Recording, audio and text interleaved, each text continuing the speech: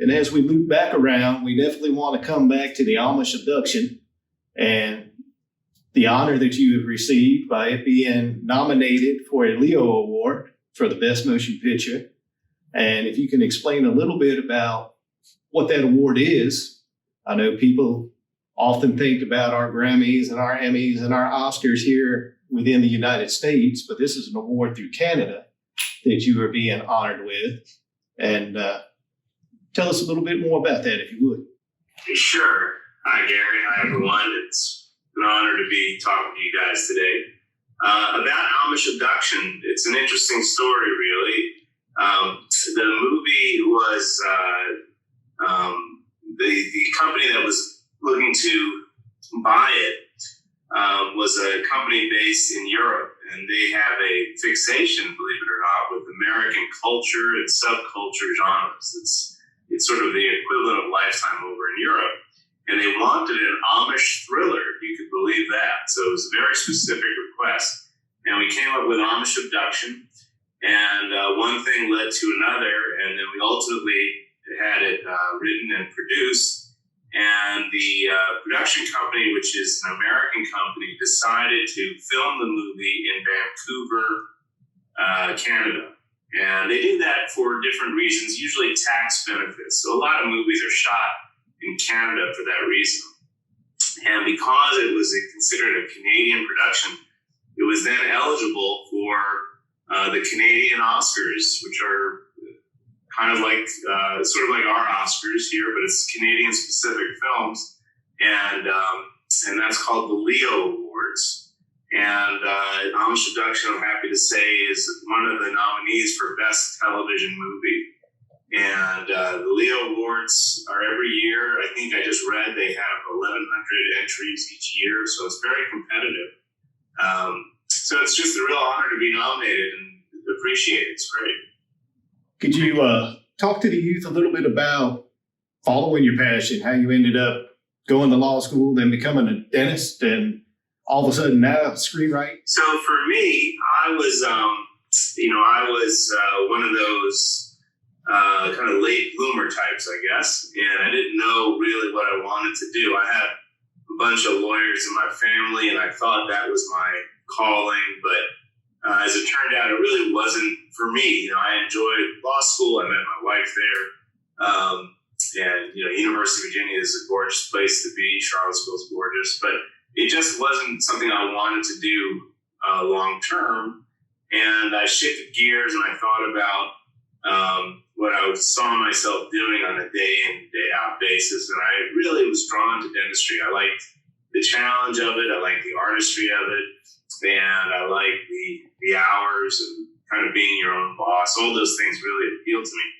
And so I went in that direction. But, throughout, ever since high school, really, I've always liked the creative process. I liked writing. I started a school newspaper. I'm sure you don't remember this, Gary, back in Courtland, 1984, I think it was. And I just, really love films. It's as simple as that. I love movies and I love writing. And I had a couple of ideas in my head, and I just decided to put pen to paper one day. I never expected anything to come of it, which is a great way to be. If you enjoy something and you take pleasure in it, you might as well do it not with the expectation of winning an Oscar or making $1 million.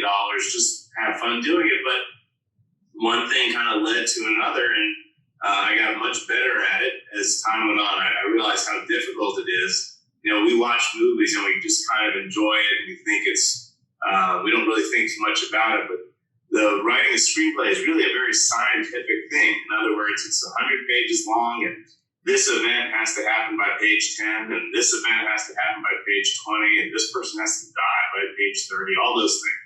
So, but as I got much better at it and more proficient, I entered some contests, and I put my stuff on a website called inktip.com, which is a way for writers, newbies like me who don't have agents or anything like that, put their material on there. Eventually believe it or not, I got some interest, and one door opened to another, and I just kept at it. I got the bug, and I just kept writing, and then I had a breakthrough with a couple of films, and it's been easier after that, but it's very hard, but it's been easier after that. And right now enjoying some good success. Yeah, we're really excited.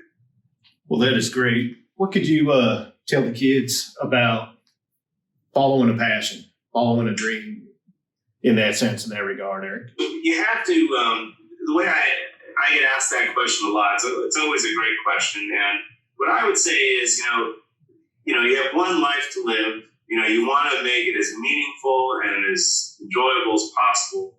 And you can follow passions without, giving up the farm at the same time. So for me, I knew that writing was something I really enjoyed and I really wanted to go for it. But I also knew I had responsibilities to myself and to my family.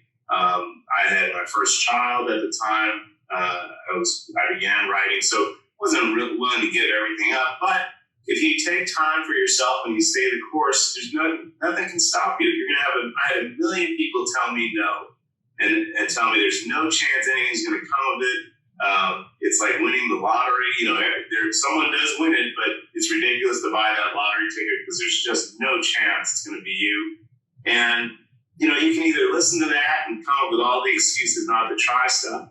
But if you're passionate about something and it's something you really want to do, the only person you have to satisfy is the person in the mirror. And I say, just go for it. It's okay to stumble and it's okay to go down the wrong path. There's really never, in my opinion, after taking several detours here and there, there's no wrong experience as long as you go into it for the right reasons. Like, for example, with me and the law, I like I told you, I was a late bloomer. I didn't really know what I wanted to do. I just thought that was what I should be doing. And it wasn't a great experience for parts of it because I felt like I was surrounded by all these kind of gunner, future lawyers who really knew and they were passionate about what they were doing. And I really wasn't. But I met my wife. I learned a lot. I had a great time in Charlottesville. It helped me become a better writer. So there are a lot of benefits that come with all these things. And you can't just say, well, it was me. Just use that to your advantage and you learn more about yourself and then just kind of redirect the ship into another direction. We certainly appreciate you giving us a few minutes of your time today. And this goes to our career launch programs that we have here with the Boys and Girls Clubs to help us introduce you to different paths, different ideas, directions they could head in and go in. So we, again, appreciate your time with this. Thank you. That was my pleasure. I enjoyed it very much. Thank you.